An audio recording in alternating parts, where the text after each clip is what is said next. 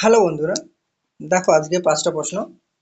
ঠিক আছে, তো তার প্রথম কি বলছে দেখো, find the total surface area of A solid cylindrical tin of radius 14 semi and height 7 semi. ঠিক আছে, কিচ্ছু না, আমাদের একটা সিলিন্ড্রিক্যাল টিন দেওয়া হয়েছে যার আমাদের টোটাল সারফেস এরিয়া বের করতে বলেছে। তো ঠিক আছে, এবং সিলিন্ডার যেটা হয়, যদি আমরা একটু ড্র করার চেষ্টা করি তাহলে সিলিন্ডারটা আমরা কেমন দেখতে পাবো, এভাবে দেখতে পাবো। অ্যাকচুয়ালি সরি, ছবিটা খুব একটা ভালো হচ্ছে না, তাও আমি চেষ্টা করব। ঠিক আছে, বোঝার সরি সরি বোঝার সুবিধার্থে ছবিটা আমি আঁকার চেষ্টা করছি। ঠিক আছে, প্লিজ ডোন্ট জাজ। তো দেখো, এইটা একটা তল হয় আর এটা একটা তল হয়, যেটা আমরা যদি একটা টিনের ড্রামকে ধরি, ঠিক আছে, এবং সেটাই বলেছে সিলিন্ড্রিক্যাল টিন। ঠিক আছে, এরপর দেখো, সবথেকে বড় ব্যাপার দুটো তল। ঠিক আছে, এই একটা তল, এই একটা তল। তো এইগুলোকে আমরা কি বলা হয়, এটা আমাদের বেসিক্যালি এটা পার্শ্বতল। ঠিক আছে, এটা পার্শ্বতল, এই যে এটা পার্শ্বতল, এটা পার্শ্বতল। ঠিক আছে, বা এটাকে আমাদের বলি যে আমাদের বেসিক্যালি, আর এইটা আমাদের পৃষ্ঠতল। ঠিক আছে, এটা হচ্ছে, এটা অ্যাকচুয়ালি সারফেস এরিয়া, এটা হচ্ছে ল্যাটারাল সারফেস এরিয়া। ঠিক আছে, ল্যাটারাল বা অ্যাকচুয়ালি বক্রপৃষ্ঠ বলতে পারি আমরা।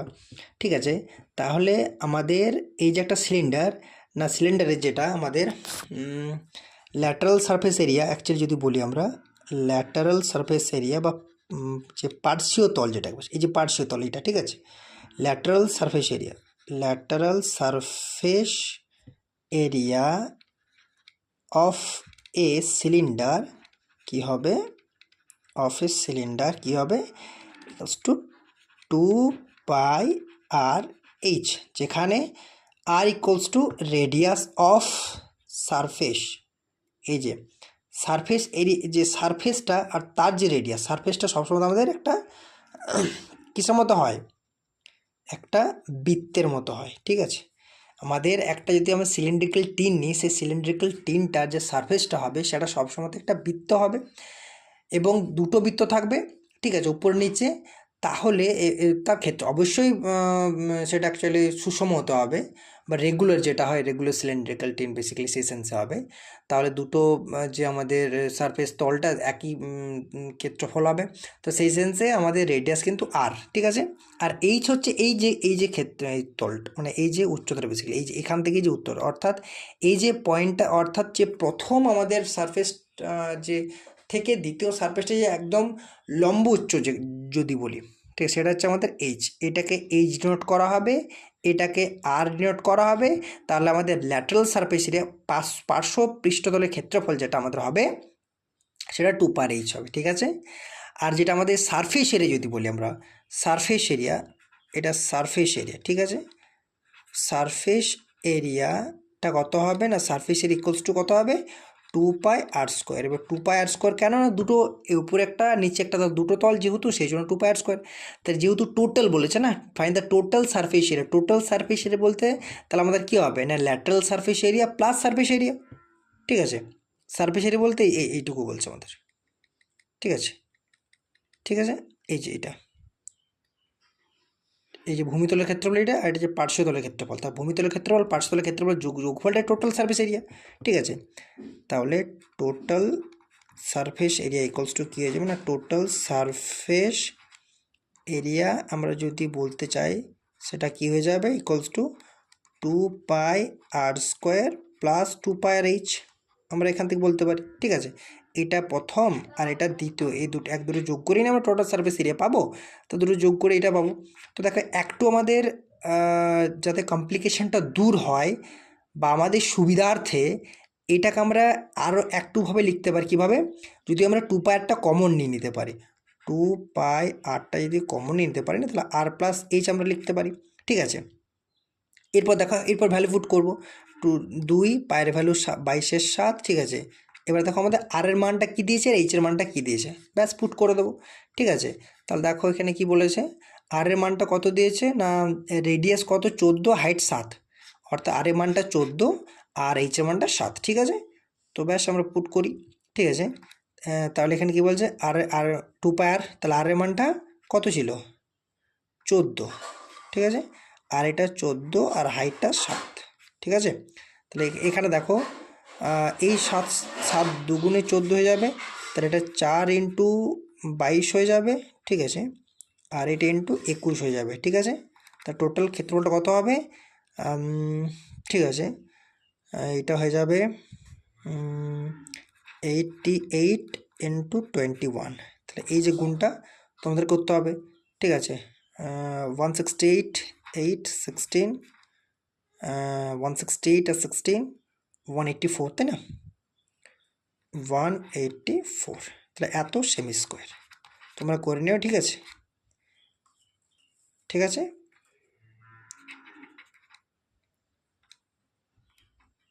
Semi square. ঠিক আছে, নেক্সট কোয়েশ্চেন কি বলেছে, the profit earned by selling an article for 900 is twice the loss incurred by selling the same article for 450। At what price should the article be sold to make a profit of 25%? আমি দেখবে গতকাল এই রকমেরই একটা অঙ্ক আমি করিয়েছি, যে আমাদের একটা জিনিসকে আমি যদি একটা দামে বিক্রি করি, তারপর যে লাভ হয়, আবার যদি অন্য দামে একটা বিক্রি করি যে লস হয়, তাদের রেশিওটা 2:1। ঠিক আছে, আমি এইরকমই অঙ্ক করেছি। অর্থাৎ আর আমাদের অ্যাকচুয়ালি যে কনস্ট্যান্ট হবে সেটা হচ্ছে সিপিটা, সেই পার্টিকুলার আইটেমটার জন্য কনস্ট্যান্ট অ্যাকচুয়ালি সিপিটা হবে। সিপিটা যেহেতু কনস্ট্যান্ট হয়ে যাচ্ছে, তাহলে আমি এটাও বলেছিলাম বা আবারও আমি রিকল করে দিচ্ছি, যে যদি আমাদের দেখবে অ্যাকচুয়ালি সেলিং প্রাইসের ডিফারেন্সটাই হবে আমাদের এই যে প্রফিট অ্যান্ড লসের ডিফারেন্স। ঠিক আছে, ঠিক আছে, এবারে বলবো তাহলে এই অঙ্কটা কেন নিয়ে এলাম, এই অঙ্কটা আরেকটু অ্যাডিশনাল দিয়েছে ইনফরমেশান তাই। এর আগের দিন সেখানে আমাদের ক্রয়মূল্যটা বের করেছি। ঠিক আছে, ক্রয়মূল্যটা বের করার পর কিন্তু আমাদেরকে আর কিছু বের করতে বলেনি, এখানে চেয়েছে যদি 25% প্রফিট চাই তাহলে আমাদের কী হবে। তার মানে অ্যাকচুয়ালি এটা কি খুব একটা জটিলতা নেই, 25% এটা আমাদের অ্যাডিশন করতে হবে তাহলেই হবে। তো যাই হোক, ঠিক আছে, এটা দেখো, তাহলে আমাদের প্রফিট আর লসের যেটা রেশিও, প্রফিট আর লসের যেটা রেশিও হবে সেটা হচ্ছে 2:1 হবে। এখান থেকেই পাচ্ছি আমরা twice the incurred by selling the same item এত। ঠিক আছে, ঠিক আছে, হয়ে গেল 2:1। তাহলে এবার আমি এইটা হচ্ছে লসটা সাইনটা মাইনাস, আর এই যে আমাদের প্রফিটের সাইনটা প্লাস, তো ডিফারেন্স কিন্তু এক হবে না, ডিফারেন্সটা 3 হয়ে যাবে। তার মানে এখানে 3 রেশিওর ভ্যালুটাই আমি বলতে পারি 900 450 ডিফারেন্স। এটা বিক্রয় মূল্য, এটা একটা বিক্রয় মূল্য, তাহলে আমাদের প্রফিট শেয়ার যে রেশিওটা সেটার ডিফারেন্সটাই হয়ে যাবে আমাদের বিক্রয় মূল্য ডিফারেন্স। ঠিক আছে, তাহলে 450, তাহলে 1 রেশিওর ভ্যালু কত হয়ে যাবে 150। ঠিক আছে, এরপর আমার 100 রেশিও যেটা সেটাই আমাদের কী হবে সিপি হয়ে যাবে। তাহলে 100 রেশিওর ভ্যালু অ্যাকচুয়ালি 100 রেশিওর ভ্যালু কত হয়ে যাবে, 100 রেশিওর ভ্যালু কত হয়ে যাবে না 1500। এখান থেকে কিন্তু আমরা 1 রেশিওর ভ্যালু 150 বের করে নিয়েছিলাম, ডিরেক্টলি আমরা 125 রেশিওর ভ্যালু বের করতে পারতাম। অর্থাৎ 15 থেকে 125 দ্বারা গুণ করলে ওই মানটাই বার হবে। দেখো তোমরা, এটা হয়ে যাবে, এটা 1500, তাহলে যদি 1500 এবারে 25% লাভে বিক্রি করব, তাহলে 1500 যদি 25% লাভে বিক্রি করতে চাই, তাহলে 1500 25% করতে গেলে আমাকে প্রথমে এটা করতে হবে, বা আমরা কিন্তু এখান থেকে 125 বা 100 করে পরে আমরা আলটিমেটে বিক্রয়মূল্যটা বের করতে পারি। ঠিক আছে, তো তোমাদের বোঝার সুবিধার্থে আমি করে দিচ্ছি। ঠিক আছে, তো 375 টাকা লাভ, অর্থাৎ 15 টাকা সিপি আমাদের, আর লাভ এটা হচ্ছে প্রফিট, এটা হচ্ছে প্রফিট, কারণ আমাদের এটা আমাদের ক্রয়মূল্য বের করে নিলাম, এটা আলটিমেটে গিয়ে পরে আমাদের লাভ করতে হবে, তো তাহলে ক্রয়মূল্যটা চাই, কারণ লাভ সবসময় ক্রয়মূল্যের ওপর হয়। তাহলে ক্রয়মূল্যটা আমি এখান থেকে বের করলাম, এটা 15,000 টাকা ক্রয়মূল্য। ঠিক আছে, তাহলে 15,000 টাকার 25%, 15,000 টাকার 25%, সরি 15,000 টাকা 15,000 টাকা 25% একটা শূন্য থাকবে। ঠিক আছে, সেটাই আর কি। তাহলে এটা হবে 3,750 টাকা প্রফিট। তার লাভ কত, মানে আমাদের টোটাল ওভারঅল বিক্রয় মূল্য সেটাই এসেছে না, তাহলে কতটা বিক্রয় করব না, আমাদের ওভারঅল সেলিং প্রাইস কত হয়ে যাবে, সেলিং প্রাইসটা কত হয়ে যাবে না সেলিং প্রাইসটা 15,000, 3,750 হচ্ছে 18,750। তো এটা আমাদের অনেক সহজে করা যেত। এখান থেকে অ্যাকচুয়ালি 15 125 গুণ করলে এখান থেকে অ্যাগ্রেসিভ ভ্যালু বেরিয়ে গেছিলো 150, তাহলে 125 ভ্যালু দরকার ছিল আমাদের, তাহলে 15 125 গুণ করলে কিন্তু 18,750ই হয়। ঠিক আছে, সরি 150 ইন্টু 125, ঠিক আছে। এরপর দেখো তোমরা যদি বুঝতে অসুবিধা হচ্ছে, আমি যদি ট্র্যাডিশনাল মেথডটা ফলো করি আমি সেটাও করে দিচ্ছি, ঠিক আছে। দেখো অ্যাকচুয়ালি কিচ্ছু না, এটা আমি বিল্ড করে দিচ্ছি ইকুয়েশনটা, তোমরা করে নিও। আমাদের অ্যাকচুয়ালি যেটা আমাদের ক্রয় মূল্য বা সিপিটা আমরা এক্স ধরে নিচ্ছি, এটা লেট, ঠিক আছে, এটা লেট, এটা ধরে নিচ্ছি। তাহলে আমি যদি 900 টাকায় বিক্রি করলে লাভ হয়, তাহলে 900 টাকায় যদি বিক্রি করি লাভ হয়, এই লাভটা কার দ্বিগুণ, না আমাদের 450 টাকায় বিক্রি যদি করি তাহলে যেটা লস হবে তার দ্বিগুণ। ব্যাস, এরপর তোমরা এখান থেকে ক্রয় মূল্য পেয়ে যাবে, একইভাবে 25% বের করে আলটিমেট বিক্রয় মূল্যটা বের করতে পারবে। ঠিক আছে, দেখো এই কোশ্চেনটা কি বলেছে, a cylinder has a diameter of 14 centimetre and its curved surface area 220। দেখো এখনই অঙ্ক একটা হলো, সিলিন্ডারের টোটাল সারফেস এরিয়া চেয়েছিল, কিন্তু এখানে কি বলেছে আমাদেরকে, ডায়ামিটার বলা হয়েছে আমাদেরকে curved surface area, actually lateral surface area বা কার্ভড সারফেস এরিয়া। ল্যাটারাল মানেও পার্শ্ব, কিন্তু কার্ভ মানে বক্রতলের ক্ষেত্রফল, আর আমাদের ভূমিতলের ক্ষেত্রফল হচ্ছে তোর ঠিক আছে, তাহলে আমাদের আর ল্যাটারাল সারফেস একই ব্যাপার, যাই হোক। তো দেখো কি বলেছে, the volume of the cylinder. তাহলে এরপর দেখো না, আমরা জানি ভলিউম অফ সিলিন্ডার কি হয়, না দ্য ভলিউম অফ সিলিন্ডার, কোনো সিলিন্ডার অ্যাকচুয়ালি ভলিউমটা কি হয়, পাই আর স্কোয়ার এইচ। যেখানে আর হচ্ছে ওই যে পৃষ্ঠতল যেটা দেখালাম ছবিটা প্রথমেই অঙ্কটা, তার যে আমাদের রেডিয়াসটা, বা যদি আমাদের এটা যদি আমাদের সিলিন্ডার হয় তাহলে অ্যাকচুয়ালি এটা হবে, এটা হবে সরি, এটা হবে, এটা হবে, এটা রেডিয়াস, এটা হবে হাইট, ঠিক আছে। তাহলে পায়ের স্কোয়ার এইচ সেখান থেকে হয়ে যাবে। এরপর দেখো তাহলে আমরা কি মানছে, আমাদের ডায়ামিটার দেওয়া আছে, আমরা রেডিয়াস পেয়ে যাব। ডায়ামিটার যদি 14 হয়, ডায়ামিটার যদি আমাদের ইকুয়ালস টু 14 হয়, তাহলে রেডিয়াস ইকুয়ালস টু 17 হয়ে যাবে। 17 বলছি, 7 সেন্টিমিটার, ঠিক আছে, 7 সেন্টিমিটার, এটা 14 সেন্টিমিটার, 7 সেন্টিমিটার। তাহলে আমাদের চাই কি, পায়ের স্কোয়ার এইচ যদি আমাদের আয়তন হয়, তাহলে আমাদের আর পেয়ে গেছে, আমাদের চাই এইচটা কীভাবে পাবো, না এখানে একটা কন্ডিশন দেওয়া হয়েছে যে কার্ভড সারফেস এরিয়া, আর আমরা জানি কার্ভড সারফেস এরিয়া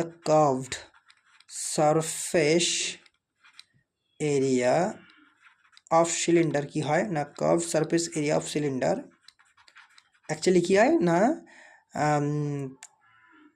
2πr/h, ঠিক আছে, 2πr/h, ঠিক আছে। তাহলে দেখো এটা ইকুয়ালস টু 220 সেন্টিমিটার দেওয়া আছে। এবার দেখো এখান থেকে আমরা আরেকটা শর্ট অ্যাপ্রোচিং মেথড অ্যাপ্রোচ করতে পারি, কীরকম, না এখান থেকে আমাদের এইচটা বের করতে হবে। তাহলে যদি এইচটা বের করতে চাই, তাহলে অবভিয়াসলি লেফট হ্যান্ড সাইডে 2π আমাদের রাইট হ্যান্ড সাইডে ডিভাইড করতে হবে, সেখান থেকে এইচ পেয়ে যাবো। এরপর আমরা যে পায়ের স্কোয়ার এইচে আর এমানটা পেয়ে গেছি, পায়ের আমরা জানি 22/7, তো সেখানে ভ্যালু পুট করে নিলে আমরা আয়তনটা পেয়ে যাব। কিন্তু আয়তনটা পায়ের স্কোয়ার এইচ, এটা আছে 2πr/h, তার মানে যদি আমরা এখানে আর গুণ করি কি হয়, 2πr²h, আর আমাদের এক সাইডে গুণ করলে হবে না, left hand side right hand both সাইডে আমাদের গুণ করতে হবে। তাহলে এটা 220 ইন্টু আর গুণ করলাম। দেখো পায়ের স্কোয়ার এইচ, এখানেও পায়ের স্কোয়ার এইচ, কেবলমাত্র একটা বাড়তি 2 গুণ আছে, ঠিক আছে। পরের ধাপে আমরা 2 ভাগ করে দিলাম, মানে এটা প্রথমে কিন্তু r/2 দিয়ে গুণ করলে হয়ে যেত। আমি তোমাদেরকে বুঝে যাওয়ার সুবিধার্থের জন্য আমি স্টেপ বাই স্টেপ করছি, নাহলে প্রথমে এটাকে আমি r/2 দ্বারা গুণ করলেই 2টা ক্যান্সেল আউট হয়ে যেত, আরটা পায়ের স্কোয়ার এইচ হয়ে যেত। আমাদের রাইট হ্যান্ড সাইডেও সেই একই আমাদের যদি করতাম, সেটা r/2 দ্বারা গুণ হতো, ঠিক আছে।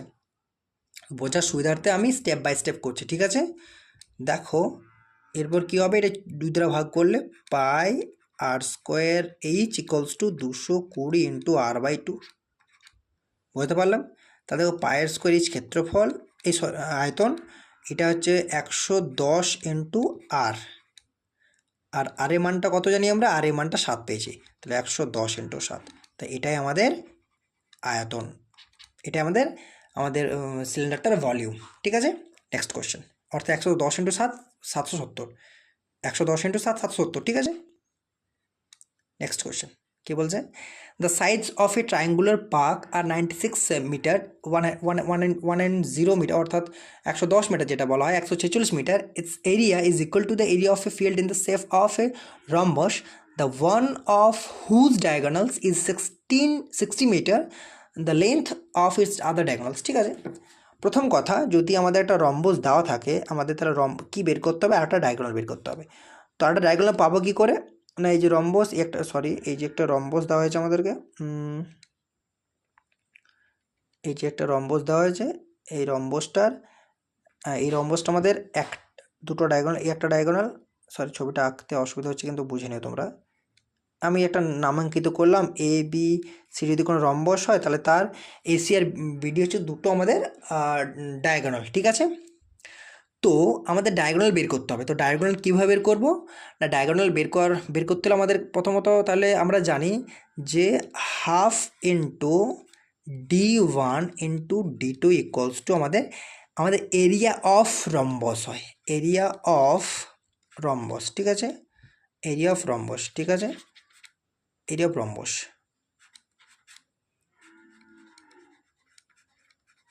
Area of rhombus. ঠিক আছে, ঠিক আছে, তাহলে আমাদের এরিয়া অফ রম্বস হয়। ঠিক আছে, তাহলে দেখো D1 একটা ডায়াগোনাল, D2 হচ্ছে দ্বিতীয় ডায়াগোনাল, তার মানে যদি এই ইকুয়েশনটা আমরা বিল্ড করতে পারি তাহলে কিন্তু ডায়াগোনাল পেয়ে যাব। তার মানে আমাদের এই রম্বসের এরিয়া চাই। আবার দেখো রম্বসটা এরিয়া কার এরিয়ার সাথে সমান না, এখানে বলেছে একটা ট্রায়াঙ্গুলার পার্ক আছে যাদের সাইড হচ্ছে এইটা এইটা এইটা, এর এরিয়া যেটা বার হবে সেই এরিয়াটার সাথে আমাদের সাংখ্যমানটা রম্বসটার সমান। তাহলে বাস আলটিমেটে গিয়ে পড়ে half into D1 into D2 সমান ওই যে এরিয়াটা পেয়ে যাবো, সেখান থেকে একটা D1 বা D2 যাই ধরো না কেন দেওয়া হয়েছে 60 মিটার, তারপর আমরা সেখান থেকে পেয়ে যাবো এটা আর একটা ডায়াগোনাল যেটা বলা হচ্ছে। ঠিক আছে, ঠিক আছে, দেখো এবার কি বলেছে। তাহলে আমরা জানি কোনো যে কোনো ত্রিভুজের যে ক্ষেত্রফল হয়, কোনো ত্রিভুজের যদি ক্ষেত্রফল বলি area of any triangles, area of any triangles, area of any triangle actually কী হবে না, root over S into S minus A, S minus B, S minus C, যেখানে এস হচ্ছে সেমি প্যারিমিটার অর্থাৎ a plus B plus C by 2, আর যেখানে A B C হচ্ছে আমাদের তিনটে বাহু। এরপর দেখো এই যে আমাদের 96, 110, 146 এটা কিন্তু আমাদের ট্রিপলেটে রয়েছে।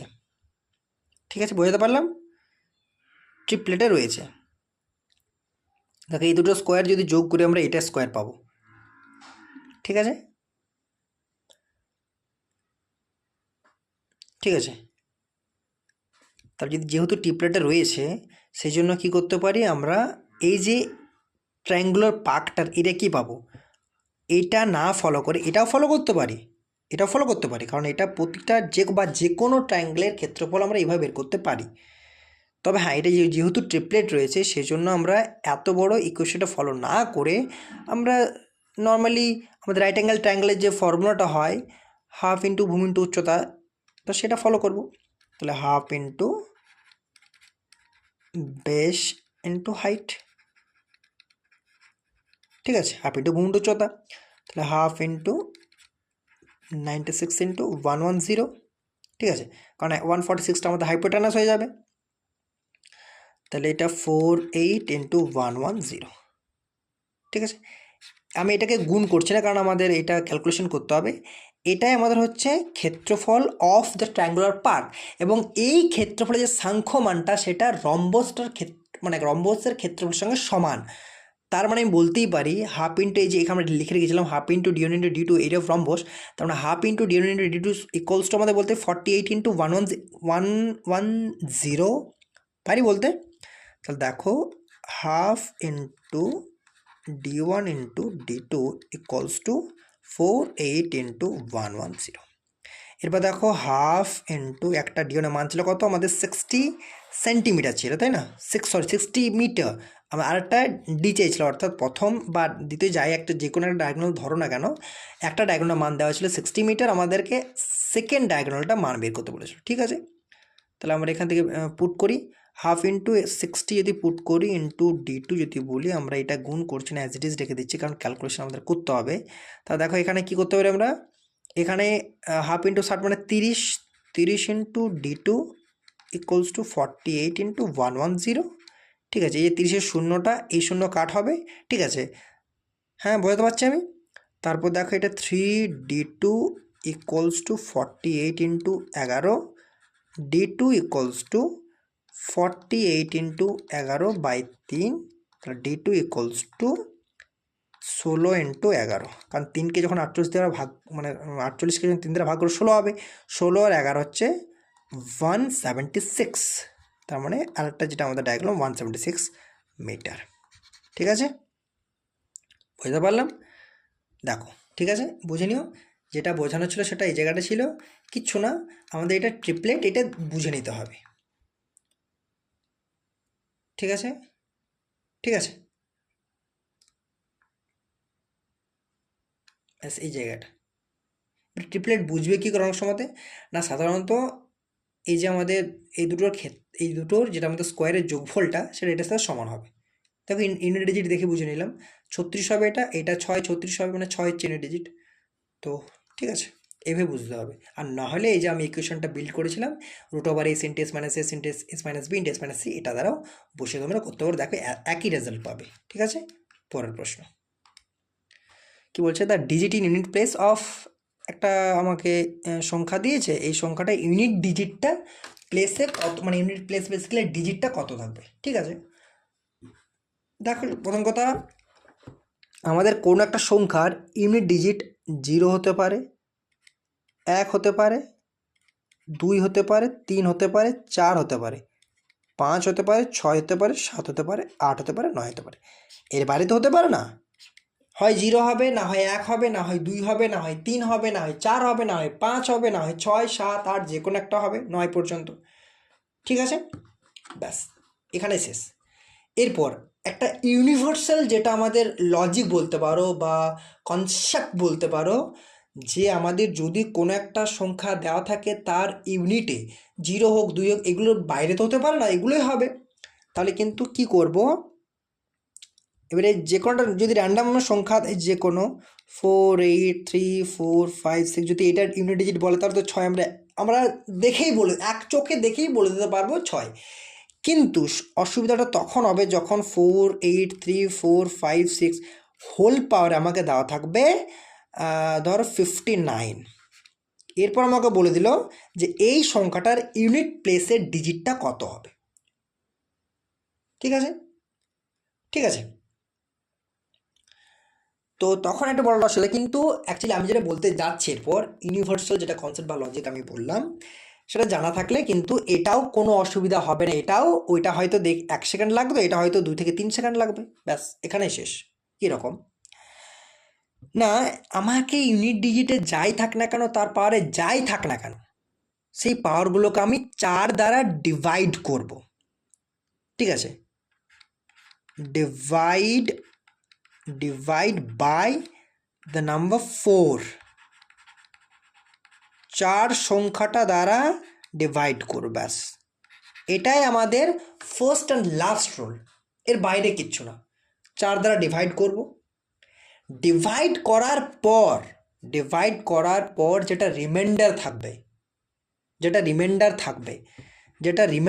ডিভাইড করার পর যেটা রিমাইন্ডার থাকবে, ডিভাইড করার পর আফটার ডিভিশন অর্থাৎ ভাগ হয়ে যাওয়ার পর the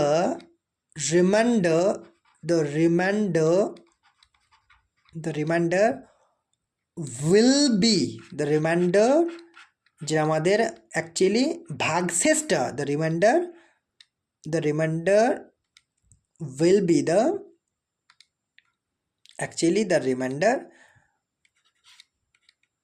will be the new power of any number, basically any number in the sense যে নাম্বারটা আমাদেরকে প্রোভাইড করা হবে, the will be the new power of the given number, of the given number, given number, অর্থাৎ যে নাম্বারটা আমাকে দেওয়া হবে সেই নাম্বারটার নতুন পাওয়ার হবে। বুঝতে পারলে না? আমি একটা এক্সাম্পল দিচ্ছি, বুঝতে হবে। দেখো এক্সাম্পল যদি দিই আমি যে কোনো একটা, ঠিক আছে, আমি এক্সাম্পল দিচ্ছি 4869 হোল পাওয়ার 325, আমি বড় দেখে দিলাম বোঝার সুবিধার জন্য, ঠিক আছে। এরপর 325কে 4 দ্বারা ভাগ করব, ঠিক আছে, করব। তাহলে দেখো 4 32, 4 একে 4, রিমাইন্ডার কত আসছে? 1 আসছে।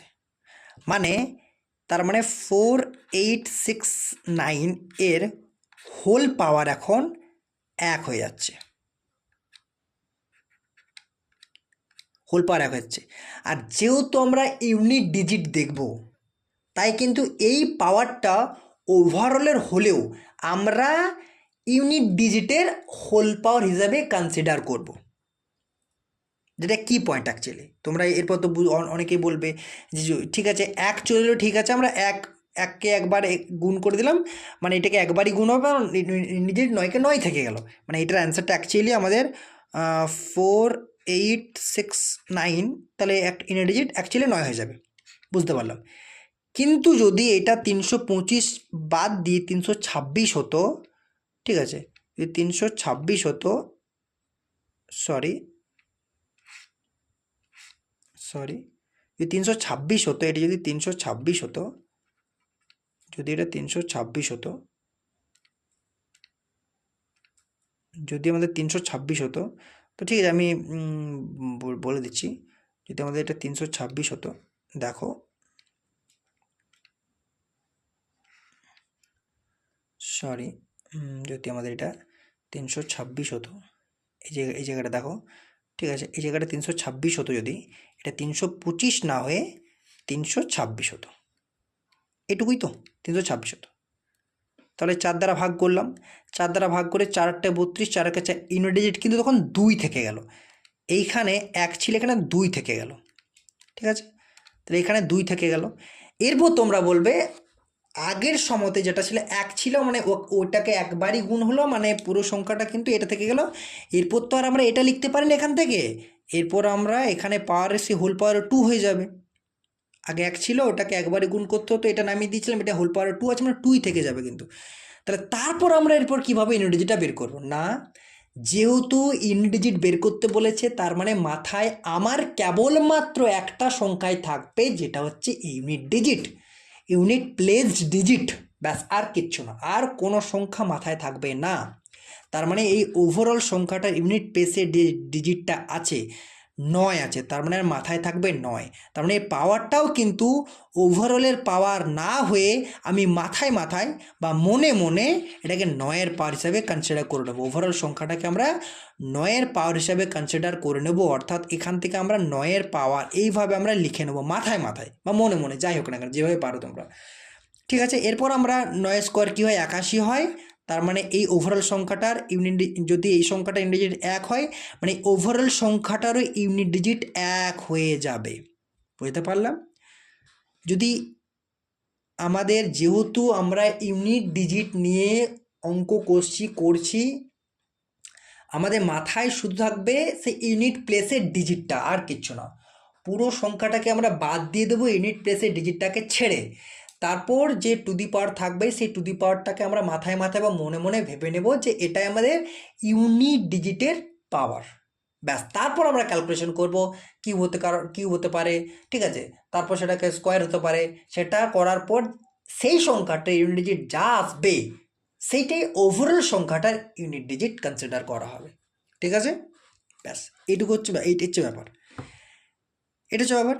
এরপর দেখো আরও একটু বোঝানোর আছে, কীরকম না, আমি তো বলে দিলাম যে প্রত্যেকটা সংখ্যাকে 4 দ্বারা ভাগ করব, 4 দ্বারা ভাগ করার পর যে রিমাইন্ডার থাকবে সেটাই আমাদের অ্যাকচুয়ালি সংখ্যাটার যে গিভেন সংখ্যাটা বা দেওয়া থাকবে সংখ্যাটা, প্রদত্ত সংখ্যাটার নতুন পাওয়ার হয়ে গেল। নতুন পাওয়ার হওয়ার পর আমি আবার একটা ফার্দার অ্যাড করলাম যে সেই পাওয়ারটা কিন্তু আমরা পুরো সংখ্যাটাকে কনসিডার না করে কেবলমাত্র ইউনিট ডিজিট তার পাওয়ার কনসিডার করব, তারপর ক্যালকুলেশন করব সেই তারপর করার পর যেটা আমাদের ইউনিট প্লেসের ডিজিট আসবে সেটা ওভারঅল সংখ্যাটার ইউনিট ডিজিট দাঁড়িয়ে যাবে। আরেকটা, আমি 0 থেকে 9 পর্যন্ত ইউনিট ডিজিট হতে পারে বলেছিলাম। যদি আমি ক্যাটাগরাইজ করি, মানে ক্যাটাগরিজ ইন দ্য সেন্স যে আমি যদি 0, 1, 5, 6 সংখ্যাকে একটা ক্যাটাগরিতে ভাগ করি, ঠিক আছে। তারপর ধরো 2, 3, 7, 8কে একটা ক্যাটাগরিতে ভাগ করি বা রাখি, যাই বলি না কেন। আর যদি আমি, ঠিক আছে, আর যদি আমি 4 এবং 9কে একটা ক্যাটাগরিতে রাখি, ঠিক আছে। 0, 1, 5, 6 যদি কোনো সংখ্যার ইউনিট ডিজিট হয়, তার পাওয়ার যাই হোক না কেন সব সময়তেই সেই ইউনিট ডিজিটটা কিন্তু সেটাই হয়ে যাবে। মানে যদি এক্সাম্পলের থ্রু বলি, যদি আমার কথা মনে আমি ছোটো ছোটো সংখ্যা দিয়ে বলছি, আমি তোমরা তারপর ফার্দার প্র্যাকটিস করে নিও। যদি ইউনিট ডিজিট 10 হয়, সেই 10-এর পাওয়ারে আমার 1000 হোক, 500 হোক, 600 হোক, পুরো সংখ্যাটার ইউনিট ডিজিটটা 0 হয়ে যাবে। আবার যদি এটা যদি আমি 11 রাখি, তার হোল পাওয়ার যদি আমাদের 525 হয় না কেন, তাও সেটা ইউনিট ডিজিট 1 হয়ে যাবে। তেমনই 5-এর জন্য, 6-এর জন্য। দেখো 4 আর 9, 2, 3, 7, 8-এর জন্য প্রথম বলিনি। 2, 3, 7, 8-এর জন্য কী হয় না, এটার জন্য 4-এর ফর্মুলাটাই কাজে লাগবে। মানে ওভারঅল মানে অ্যাকচুয়ালি 0 থেকে 9 প্রত্যেকটা সংখ্যার জন্যই 4-এর ফর্মুলা কাজে লাগে। যেভাবে বললাম আমি 4 দিয়ে ভাগ করে রিমাইন্ডার খুঁজবো, তারপর নতুন পাওয়ার হবে। তার থেকে 3টে ক্যাটাগরি হবে। এই যে 4 যে আমি বললাম যে কনসেপ্টটা, সেটা কেবলমাত্র 2, 3, 7, 8-এর জন্য মানে অ্যাপ্লাই করলেই হবে। অ্যাপ্লিকেবল, শুধু অ্যাপ্লিকেবল এটা বলাটা ভুল, কিন্তু শুধু অ্যাপ্লাই করলেই হবে। বাকি সংখ্যাগুলোর জন্য আমি আলাদা করে ক্যাটাগরাইজড করলাম।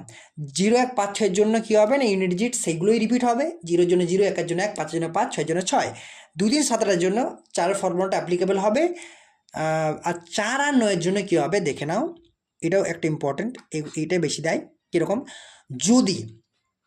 যদি ইউনিট ডিজিট 4 থাকলো এবং পাওয়ারে আমাদের ধরো কোনো ইভেন্ট সংখ্যা থাকলো, অর্থাৎ যদি আমি বলি যে আমার 24, ইউনিট ডিজিট 4, পাওয়ারে আমাদের অ্যাকচুয়ালি ধরো এটা থাকলো 46, ইভেন্ট সংখ্যা পাওয়ারটা।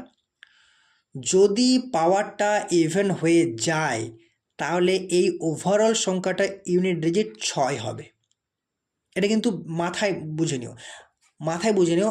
4টা তো প্রত্যেকটা সংখ্যা 0 থেকে 9 পর্যন্ত অ্যাপ্লিকেবল, কিন্তু এইগুলো একটু হাটকে ইন দ্য সেন্স যে আলাদা করে ক্যাটাগরিজ করলাম, পরীক্ষাতে অ্যাপ্রোচ করতে সুবিধা হবে। 4 আর 9-এর জন্য 0, 1, 5, 6-এর জন্য 0, 1, 5, 6 হয়ে যায়। 2, 3, 7, 8-এর জন্য 4টা অ্যাপ্লাই করতে পারবো। আর 4 আর 9-এর জন্য কী হবে না, যদি ইউনিট ডিজিট 4 হয়, তার পাওয়ারে যে সংখ্যাটা থাকবে সেটা যদি ইভেন হয়, তাহলে কিন্তু ইউনিট ডিজিটটা 6 হয়ে যাবে। আর যদি অড হয়, তাহলে আমি আগেরগুলো মুছে নিচ্ছি, যেহেতু আমাদের আগেরগুলো হয়ে গেছে, তাহলে আগেরগুলো মুছে নিচ্ছি আমি এই 0, 1, 5, 6-এর জন্য। বা ঠিক আছে, পেজটা বাড়িয়ে নিচ্ছি, আমি দুটোই করা যায়, আমি পেজটাই বাড়িয়ে নিচ্ছি, ঠিক আছে। তাহলে দেখো,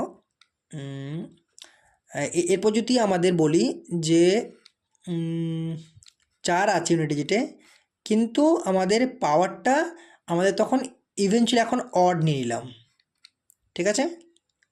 তাহলে যদি পাওয়ারটা অড হয়ে যায়, তাহলে ইউনিট ডিজিটটা 4ই হবে। অর্থাৎ যদি ইউনিট ডিজিট 4 থাকে, তার পাওয়ারটা যদি অড হয়, তাহলে ওভারঅল সংখ্যাটা ইউনিট ডিজিট 4টাই রিপিট হবে, অর্থাৎ 4ই আসবে। বেসিক্যালি রিপিট মানে 4টাই হবে, ঠিক আছে। আর যদি ইভেন হয়ে যায়, তাহলে 6 হবে। 9-এর জন্য দেখিনি। এরপর 9-এর জন্য ধরো 2, 9 সংখ্যা থাকলো, এটা যদি পাওয়ারটা আমাদের ইভেন করে নিই, অর্থাৎ আমাদের 58 থাকলো ইভেন, তাহলে কী হবে না, তাহলে এটার ইউনিট ডিজিটটা কত আসবে, 1 আসবে, ঠিক আছে, 1 আসবে। যদি আবার এটার পাওয়ারটা অড হয়, তখন ইউনিট ডিজিটটা 9 আসবে।